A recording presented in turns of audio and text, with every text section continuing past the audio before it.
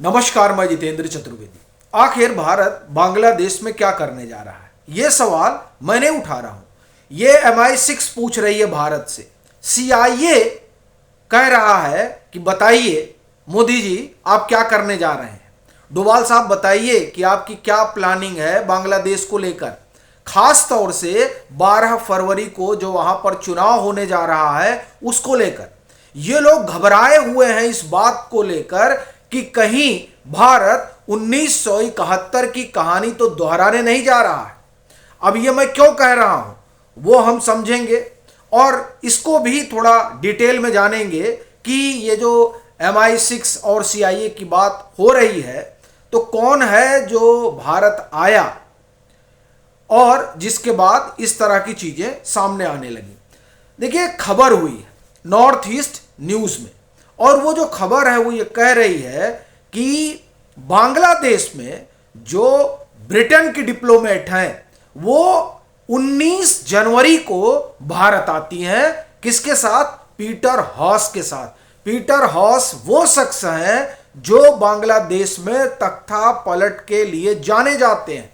यही वो, आप एक तरह से कहें कि व्यक्ति हैं जिन्होंने ये क्वाइन उछाला कि जो वहां पर शेख हसीना की सरकार है वो डेमोक्रेटिक नहीं रह गई है। एक दूसरा वो जो चुनाव जीत कर आई है वो चुनाव रिग किया गया है और वहां डेमोक्रेसी खतरे में है, इसलिए डेमोक्रेसी को बचाना है। और फिर वहां पर डेमोक्रेसी को बचाने के लिए आंदोलन क्रिएट कराया गया। ठीक, तमाम NGO को फंड दिया गया और इकबाल मंच जैसी पार्टियों को खड़ा किया गया और उस्मान हादी सरीखे नेता तैयार किए गए और फिर शेख हसीना का तख्ता पलट हुआ। वो शख्स है पीटर हॉस। ठीक, तो उनके साथ जो वहां ब्रिटेन की डिप्लोमेट है वो आती है। और ये ध्यान रखिएगा, पीटर हॉस अभी कोई करंट पोजीशन पे नहीं है, लेकिन वो बांग्लादेश में एक्टिव है। जाहिर सी बात है कि जो CIA और MI6 के लोग होते हैं वो डिप्लोमेट का ही कवर अप होता है। ऐसा तो कोई कहता नहीं कि साहब ये MI6 का एजेंट है। तो जो वहां डिप्लोमेट हैं ब्रिटेन की, वो इनके साथ भारत पहुंचती हैं। क्या करने के लिए आती हैं? यहां मिलने के लिए आती हैं। अचानक वो मिलने क्यों आई? अभी देखिए, एक निर्णय हुआ है। वो निर्णय 1 जनवरी को कर लिया गया था। उस बाबत BBC ने खबर की है। वो क्या निर्णय था? वो ये कि जो भारत के वहां पर डिप्लोमेट हैं बांग्लादेश में, उनसे कहा गया कि आप अपने परिवार को वहां से भेज दीजिए भारत। मतलब वो जो बांग्लादेश है जिसे हम आजकल देख रहे हैं वो यूनुस की अगुवाई में सुरक्षित तो नहीं है। और सबसे बड़ी चीज यह है कि जो डिप्लोमेट्स का परिवार है, यानी जो भारत के डिप्लोमेट्स हैं, उनकी फैमिली एकदम सुरक्षित नहीं है। इसलिए उनको आदेश दिया गया है कि साहब आप परिवार पहुंचा दो। ये देखिए, ये बड़ी घटना है। जब कोई देश बड़े एक्शन के मोड में होता है तो सबसे पहले अपने लोगों को वहां से कहता है कि साहब आ जाओ। ये जो अल्टीमेटम जारी किया है भारत ने, इस अल्टीमेटम ने तमाम दुनिया की ताकतों के कान खड़े कर दिए हैं कि आखिर में प्लान क्या है भारत का। अब यह कदम भारत ने उठाया क्यों? बड़ी बात यह है क्योंकि इसी कदम की वजह से ही MI6 और CIA के कान खड़े हैं और इसीलिए लोग भागे भागे आए हैं। तो यह जो कदम लिया गया है उस कदम के लेने की वजह 2 है बड़े साफ तौर पर। पहला, भारत की जो फर्स्ट कंडीशन थी वो ये थी कि साहब जो चुनाव हो रहा है बांग्लादेश में, यानी 12 फरवरी को जो अंजाम लेगा, वो चुनाव तब तक इंक्लूसिव नहीं हो सकता जब तक उसमें आवामी लीग की भूमिका ना हो। वो चुनाव तब तक यह नहीं कहा जा सकता कि हां पूरी तरह पारदर्शिता है उसमें, जब तक शेख हसीना वहां ना हो। और देखिए, यह पूरी कोशिश की गई है बाकायदे कि आवामी लीग बांग्लादेश के चुनाव में ना रहे। और ये कोशिश MI6 ने भी की है, CIA ने भी की, आप यूं कहें कि ब्रिटेन और अमेरिका ने की है कि साहब किसी भी तरीके से शेख हसीना उस चुनाव में नहीं होनी चाहिए। जब शेख हसीना चुनाव में रहेंगी ही नहीं तो यानी जो स्टेक होल्डर हैं वो है ही नहीं है। भाई देखिए, बांग्लादेश में दो सबसे बड़ी पार्टी है, एक BNP और एक अवामी लीग, यही घूम फिर के सत्ता में रहती हैं। अब जो लंबे समय तक सत्ता में रही अवामी लीग, आपने उसको बाहर कर दिया, तो फिर चुनाव किस बात का हो रहा है? कोई मतलब ही नहीं इस चुनाव का। पहली चीज तो इसलिए भारत उस चुनाव को लेकर बहुत आश्वस्त नहीं है। दूसरा, जमात का प्रभाव बांग्लादेश में बढ़ रहा है और जो खबर है ये भी न्यूज नॉर्थ ईस्ट न्यूज की है। ये खबर क्या करिए, Bangladesh Jamaat-e Islami internal poll assessment outright victory in 76 seats.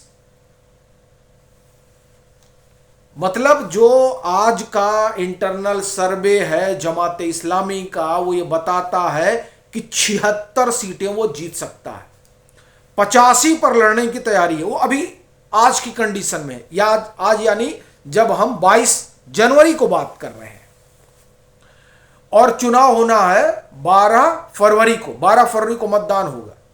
साहब अभी जो है 10 दिन बचा हुआ है, ठीक है, 10 दिन बाद, माफ करिए 20 दिन बचा हुआ है। 20 दिन में ISI वहां पर जमात के लिए और भी सहयोग और समर्थन जुटा देगी। ये बात किसी से छिपी नहीं है। तो भारत इस बात को देख रहा है कि जमात का वहां आधार बढ़ रहा है। जमात का आधार बढ़ने का मतलब हुआ पाकिस्तान का इन्फ्लुएंस और बढ़ रहा है। इसका मतलब ये हुआ कि जैश, लश्कर, ICS जैसे तमाम जो आतंकी संगठन है और जो कट्टरपंथी धारा है वो सब वहां पर पैर पसार रही हैं और मजबूत हो रही हैं। ऐसी स्थिति में वहां खतरे में कौन होगा? जाहिर सी बात है, खतरे में भारत के लोग होंगे जो वहां पर हैं, डिप्लोमेट्स हैं। तो इसको ख्याल में रखते हुए भारत ने बड़ा साफ निर्णय लिया कि हम अपने लोगों को, हम अपने डिप्लोमेट्स के परिवार को वहां से बुलाते हैं। बाद में यही होता है, डिप्लोमेट को भी बुला लिया जाता है। उसके बाद में सारे जो इस तरह के संबंध हैं उसे खत्म कर दिया जाता है और उसके बाद में सिर्फ ऑपरेशन चलता है।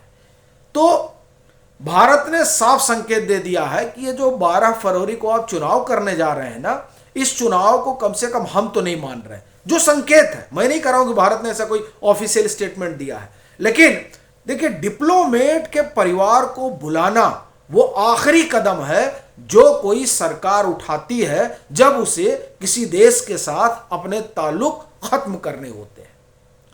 इस कारण से CIA और MI6 की हालत खराब हो गई है, क्योंकि दुनिया का सबसे बड़ा डेमोक्रेटिक देश अगर अपने पड़ोसी के चुनाव को मानने से इनकार कर रहा हो और वो इस बात का संकेत दे रहा हो, तब आप समझिए कि कितना बड़ा संकट है उनके लिए।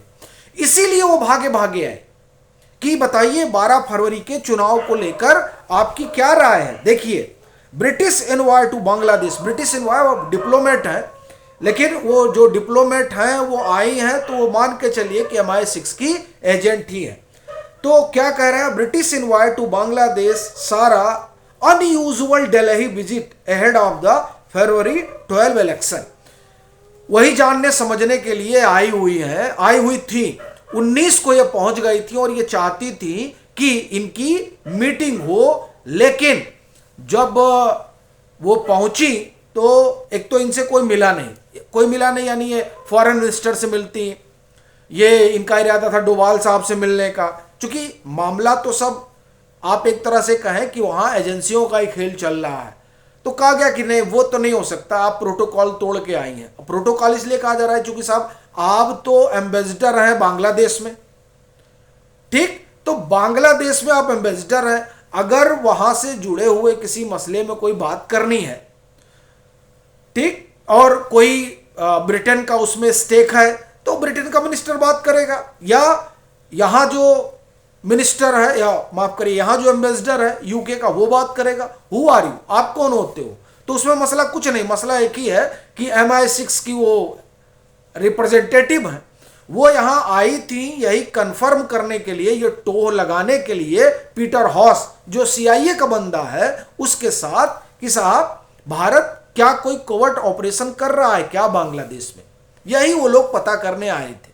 और वो इलेक्शन तो बहाना है, क्योंकि वो एक बात समझ गए हैं कि जिस तरह से भारत अपना पैर पीछे खींच रहा है और वो एक संदेश दे रहा है डिप्लोमेट्स के परिवार को वापस बुलाकर, वो एकदम स्पष्ट है कि वहां पर किसी ऑपरेशन की तैयारी चल रही है और संभवतः ये भी हो सकता है कि वो ऑपरेशन वहां शुरू हो गया। तो वही सब टोह लेने के लिए ये लोग आए थे, क्योंकि इससे तो ये लोग घबराए हुए हैं कि भारत संभवतः उसे नहीं मानेगा, और भारत के नहीं मानने का मतलब ये हो जाएगा कि जो पूरी चौधराहट है इन लोगों की वो खतरे में पड़ जाएगी, क्योंकि अभी जो ग्लोबल ऑर्डर है वो चेंज हो रहा है और उस जियो पॉलिटिक्स में भारत अगुआ बनकर उभर रहा है। तो इसलिए CIA और MI6 दोनों की हालत खराब है कि आखिर बांग्लादेश में भारत करने क्या जा रहा है।